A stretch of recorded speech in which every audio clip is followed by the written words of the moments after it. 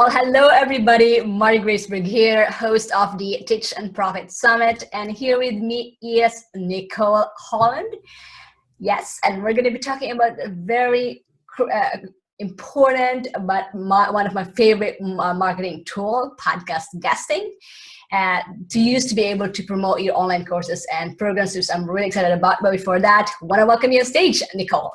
Thank you, Marie. I'm super excited to be with you. I am excited as well, and I'm sure our audience too. So first off, before I get too excited here, I want to have you share a little background of your story and that led you to doing what you're doing right now. I would be interested to know, I'm sure our audience too. Awesome. Well, thank you for the opportunity. And yeah, so as you said, I'm Nicole Holland, and I actually kind of launched my business, if you will, in a really big way with an online summit, kind of like this. Mine's called the Business Building Rockstars Summit.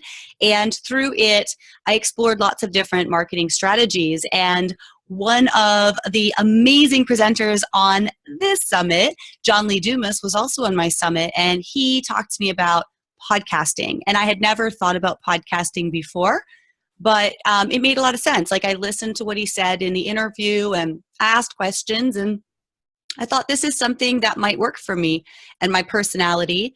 And so I wound up joining his program, Podcasters Paradise, and became a podcaster. And so through that podcasting experience, I started really noticing what made my guests stand out, the great ones from the not so great ones. And it wasn't what I expected, because what I expected going in was the higher profile somebody was, the bigger an audience somebody had, the better the guest they would be. And that wasn't necessarily the case. Oftentimes it was people who did not have as big of an audience that were phenomenal guests, and my audience responded to really well.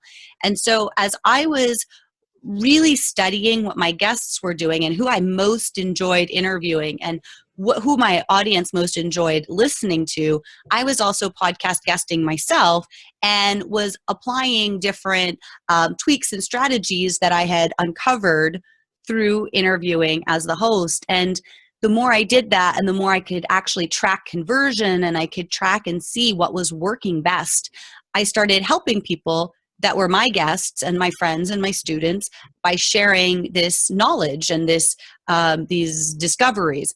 And so people would be making like little tweaks. I would give people advice, hey, do this or that, and it would make the world of difference. And so I wound up really doing a lot of connecting also in that first year, which I guess we're still in that first year because I only just launched in March.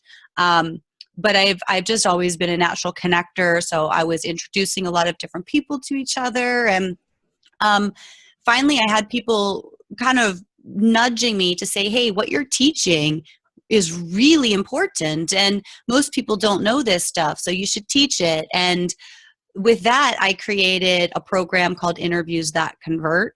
And I beta launched it. And I had so many podcasters saying, wow, I want to be your affiliate. I want you to tell me about that when it's ready to go, because I get cold pitched, right? So I get people wanting to be on my show all the time and they're not ready to be on my show. So but some of them are really good people. I would love to send them to you so you can teach them how to be guest ready. And then they can come back to me and be on my show. And so I was like, all right, we're onto something here. And so, yeah, that's kind of how the basis of what my business is today really evolved. And then more recently, I actually upped it a little bit and decided to start doing VIP bookings. So I'm actually acting as an agent as well for some of my VIP clients, but still serving a lot of people through the program Interviews That Convert.